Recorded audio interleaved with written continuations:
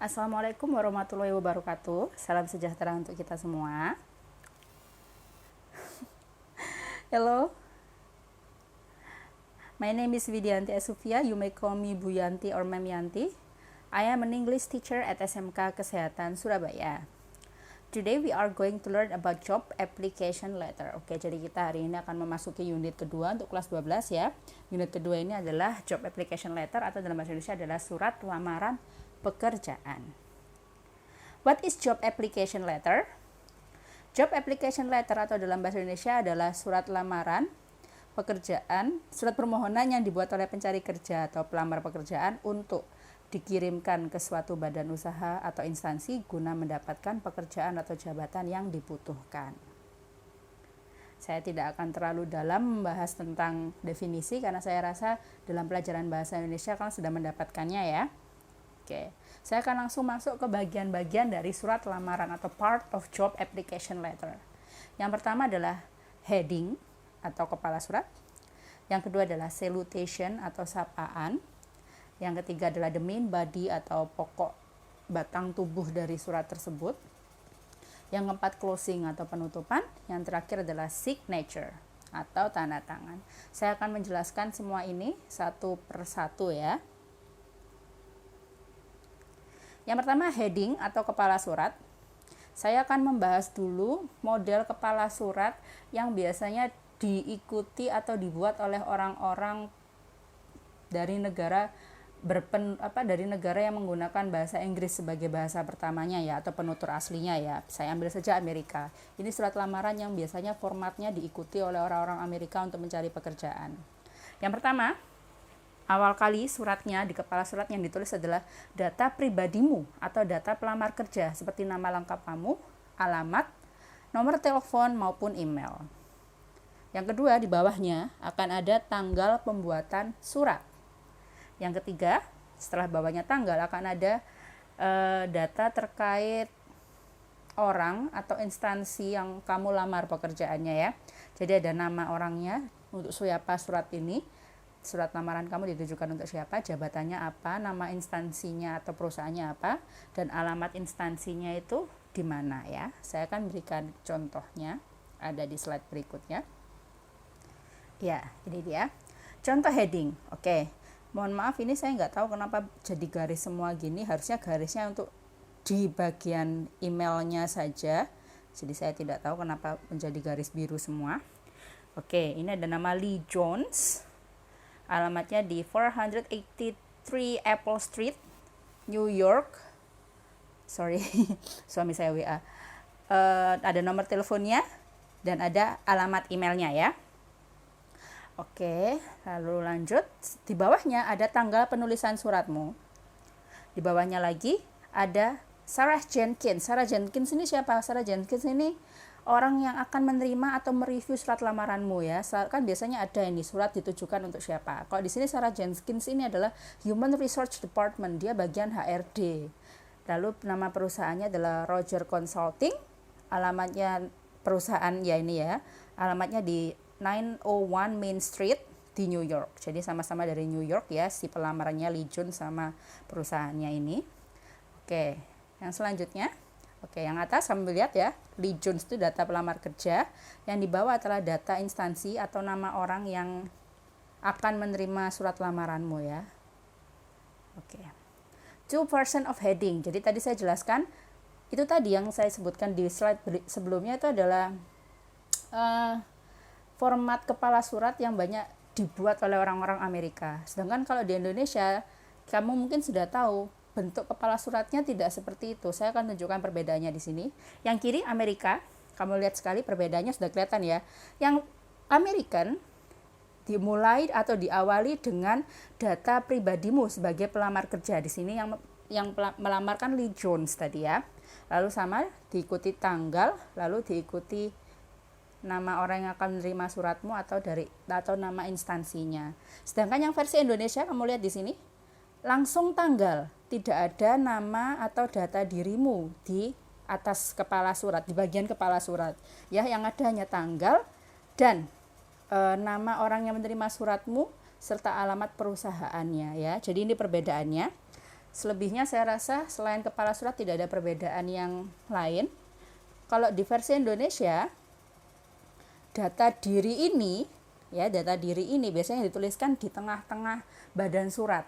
Biasanya kan ada nama saya yang bertanda tangan di bawah ini, nama, alamat, itu kan disebutkan di sana. Kalau yang versi Amerika, mereka lebih senang menyebutkan dulu di kepala suratnya seperti ini. Karena tujuannya nanti kalau memang mereka cocok atau dirasa sesuai dengan pekerjaan yang lowongan pekerjaan ini, lebih mudah mencari datanya mereka kan ada di atas sini ya. Itu sih perbedaannya. Yang lain sih saya rasa nggak ada perbedaan yang parah sekali ya, hampir sama kurang lebih.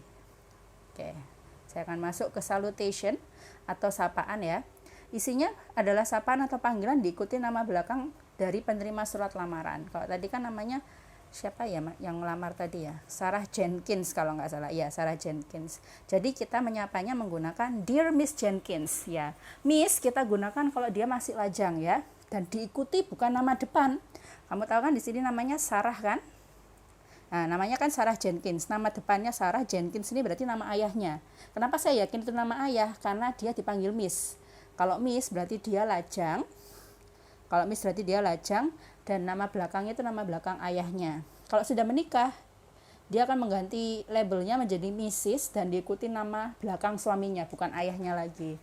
Untungnya Indonesia nggak punya sistem nama belakang seperti ini ya. Jadi kita nggak wajib, kalau di Indonesia pokoknya laki-laki Pak, perempuan Bu ya. Tapi kalau di luar negeri, kamu harus hati-hati ya.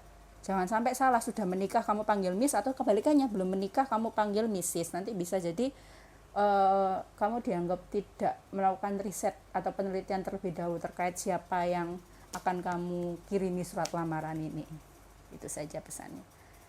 Yang ketiga adalah main body atau batang tubuh. Saya bagi dalam 3 bagian. Bagian pertama itu adalah paragraf pertama. Paragraf pertama berisi apa?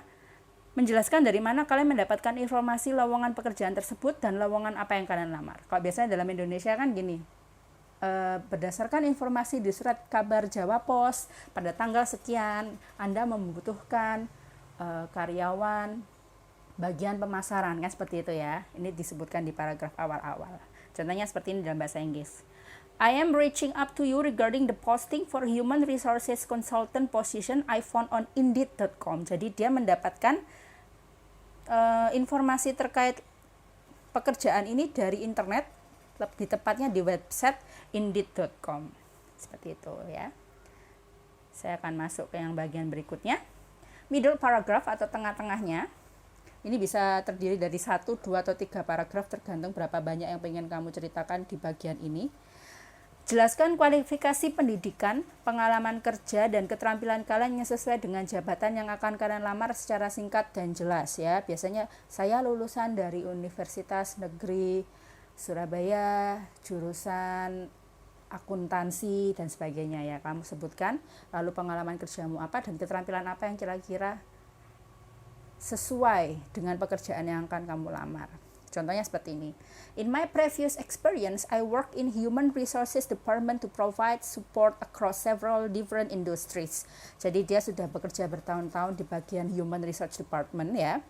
Terus di paragraf selanjutnya dia menjelaskan I have strong communication skill. Jadi dia menjelaskan tentang keterampilannya dia. Dia punya keterampilan berkomunikasi yang baik. Yang selanjutnya, di paragraf selanjutnya, I have strong passion in helping others. Dia mengangkat sikap-sikap baiknya yang kira-kira bisa bermanfaat dalam pekerjaannya atau dunia kerjanya ya. Jadi kamu bisa menyebutkan, tapi ingat jangan menyebutkan keterampilan asal-asalan. Misalnya kamu melamar pekerjaan untuk bagian pemasaran. Terus kamu menjelaskan keterampilan saya bisa menahan napas di bawah air selama 10 menit. Ya itu keterampilan yang hebat ya. Tapi apakah nyambung dengan pekerjaan yang akan kamu lamar? Kan tidak ya. Jadi sebutkan saja keterampilan yang kira-kira bermanfaat untuk pekerjaan yang kamu lamar. Yang selanjutnya, bagian terakhir dari inti paragraf atau bagian tubuh paragrafnya ya. Berisi ucapan terima kasih kepada pihak atau instansi maupun perusahaan atas kesempatan yang diberikan dan menyampaikan harapan agar bisa diterima di perusahaan tersebut atau setidaknya dipanggil ke tahapan rekrutmen berikutnya. Jadi jangan hanya asal menyebutkan keterampilan pekerjaan ya dan sikap-sikap positifmu.